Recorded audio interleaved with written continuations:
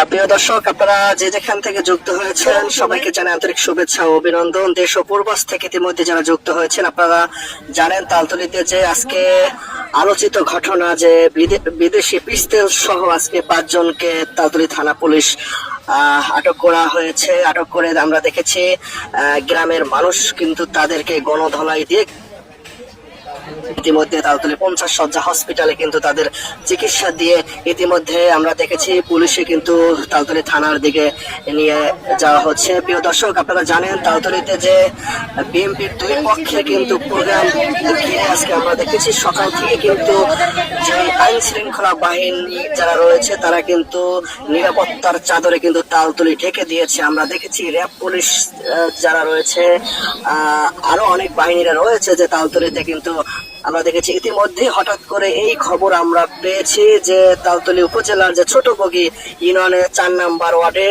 যে পিস্তল সহ আজকে যে 4 জনকে আটক করা হয়েছে। আটক করে তালতলি থানা পুলিশ নিয়ে আসা হয়েছে।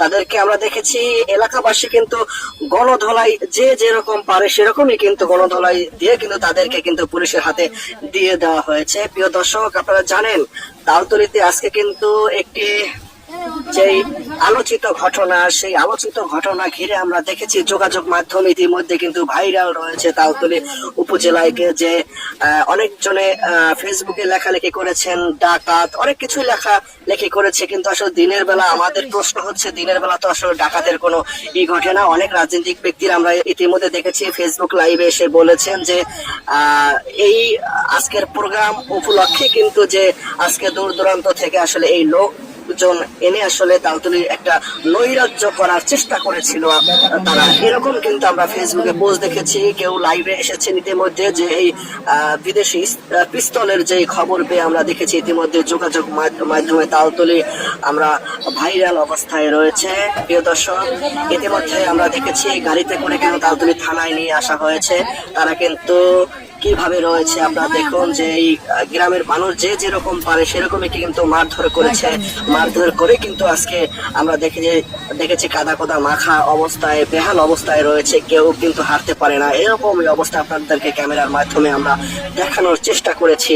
আপনারা কে কোথা থেকে ইতিমধ্যে যুক্ত হয়েছেন আমাদের লাইভে কমেন্ট করে জানিয়ে রাখবেন আসলে কে কোথা থেকে ইতিমধ্যে আমাদের ভিডিওটি দেখছেন। প্রিয় দর্শক, আপনাদেরকে আবার এক নজর দেখাতে চাই যে আমরা দেখুন যে তালতলি থানা ইতিমধ্যে রয়েছে, পুলিশ প্রশাসন যারা রয়েছে তারা ইতিমধ্যে কিন্তু রয়েছে।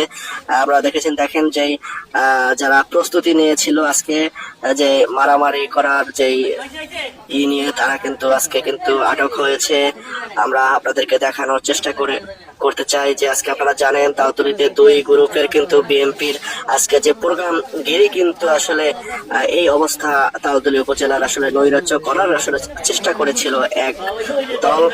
ইতিমধ্যে 5 জনকে কিন্তু আটক করে কিন্তু তালতলি থানা পুলিশ তারা নিয়ে আসা হয়েছে। প্রিয় দর্শক, আমি আপনাদের সামনে আপনাদেরকে দেখানোর চেষ্টা করতেছি যে আপনারা দেখুন যে 5 জনের ভিতরে কিন্তু 4 জনে কিন্তু বেহাল অবস্থা। তাদেরকে যে যেরকম পারে গ্রামের মানুষ কিন্তু আসলে মেরে কিন্তু তাদেরকে কিন্তু পুলিশের হাতে দেওয়া হয়েছে।